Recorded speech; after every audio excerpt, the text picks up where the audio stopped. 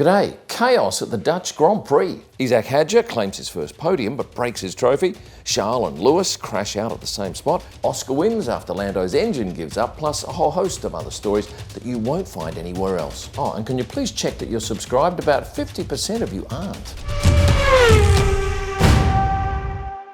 Let's kick it off with an amazing day for Isack Hadjar, his first podium. His fourth place qualifying. Impressive. After that session, I put this picture up on Instagram of him and Yuki's trainer, John Noonan. I love this comment here. Bro's trying to escape from the Red Bull recruiter. Very sharp. Let's go to the race though. His performance was indeed flawless. Post-race, he got hugs from not only his teammate Liam Lawson, but Yuki Tsunoda and Max Verstappen. Then it was off to the podium where he was pumped. And then it was off to the TV media pen, and the moment I saw him in there, I thought, why is he wearing the Pirelli hat? Normally that only stays on for the obligatory period on the podium, but he was so thrilled with that first podium, he wore it the whole way through the evening, even in the team celebration, which I'll get to in just a moment. Oh, and thanks to IncyJets for sponsoring this video. Now you might think that flying private is just for celebrities, but that's simply not the case. IncyJets private flights are for anyone and everyone seeking high levels of luxury, stress-free travel, and the flexibility to book with just a few hours' notice. Plus, with an IncyJets Prime Card membership, streamlining your travel has never been easier. You'll enjoy real-time market pricing, effortless on-demand travel, and more.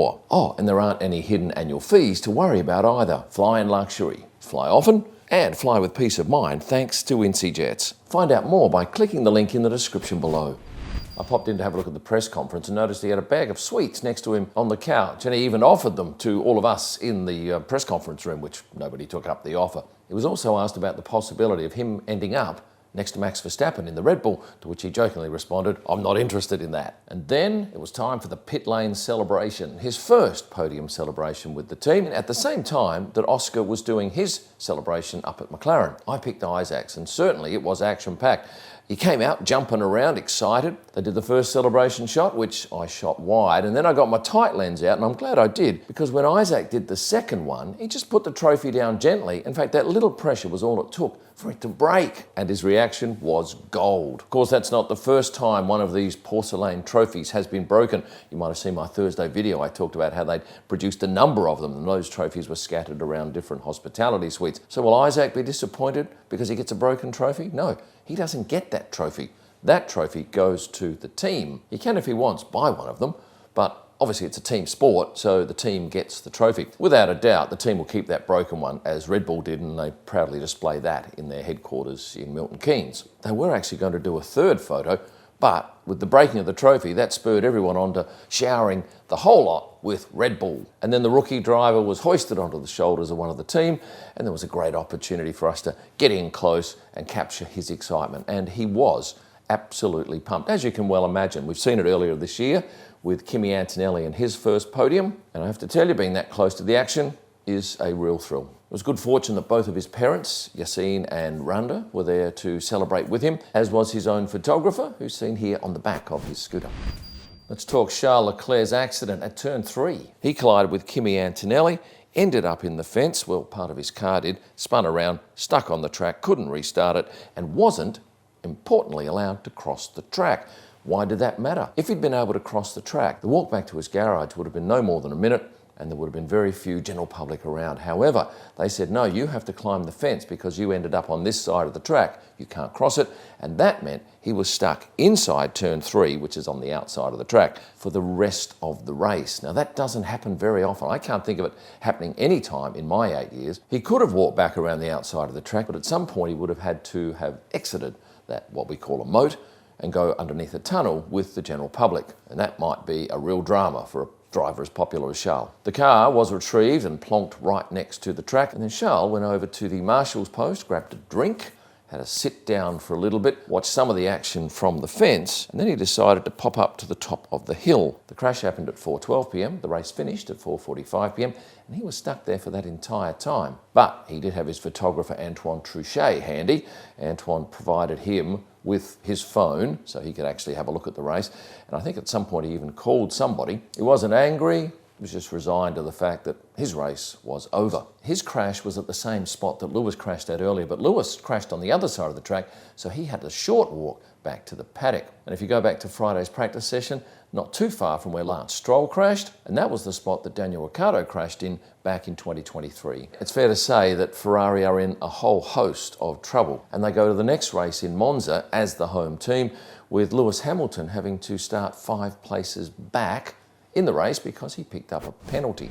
Oscar Piastri extended his lead over Lando Norris after Lando's engine gave way. Now that equals his manager's record, Mark Webber, of 9, and after the race, Oscar was his normal, calm self up on the podium and also in the TV media pen. He really is a machine. And he was asked the first question at the press conference, and he had to decline to answer it for a few moments because he had one of those sweets that Isack Hadjar had given him earlier, and it was stuck in his teeth, he said. Down at the McLaren celebration, things were a lot tamer than they were up at VCARB. Obviously, they're getting used to these celebrations now, but despite having a number of bottles of Moet and Chandon on hand, all ready to be popped, none were. So all of the crew got out there dry. There were big smiles on drivers' faces in the press pen, the likes of Alex Albon, who finished 5th, Oliver Behrman 6th, Lance Stroll 7th after some disappointing turnouts both in practice and quali, and Franco Colapinto with his best effort so far, an 11th place finish.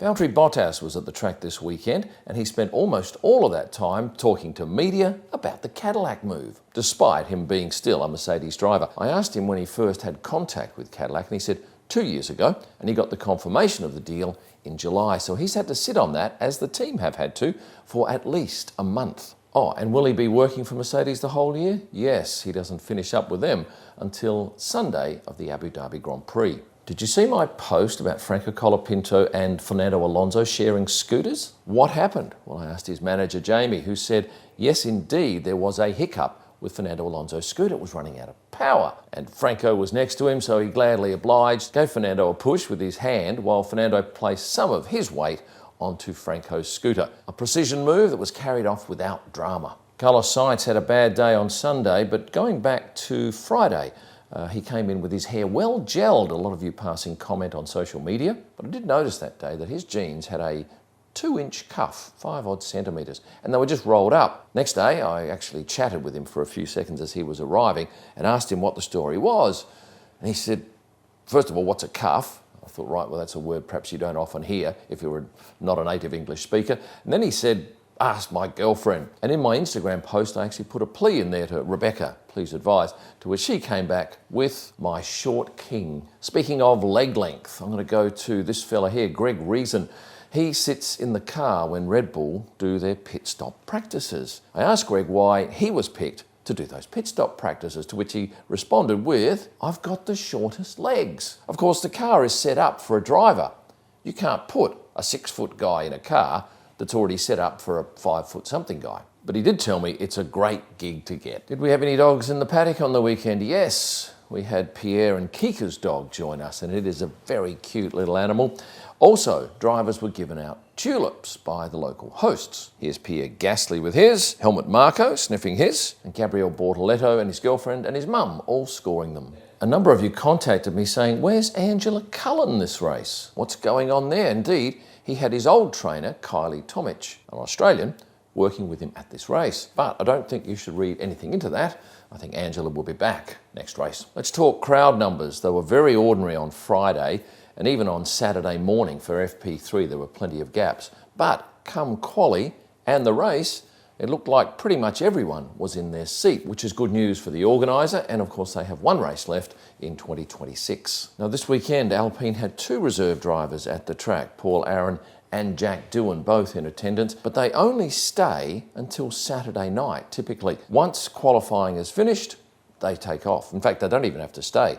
Once qualifying starts, they're free to shoot off back to wherever they came from. A lot of the F1 drivers stay at the NH Collection Hotel, which is right opposite the track. So when they drive into the track, they might only have 60 metres on actual public roads. But still, they all drive in because you can't walk in if you're a driver. You'll get mobbed. I won't go through all the cars, but the McLaren drivers were driving Volvo XC90s, as were both of the Haas drivers. Number 63 driver, George Russell, was in a GLE 53. The VCARB boys in Honda Civic Type Rs. Of course, that will stop next year when Ford take over. But this weekend, the Red Bull drivers were in Ford Explorers.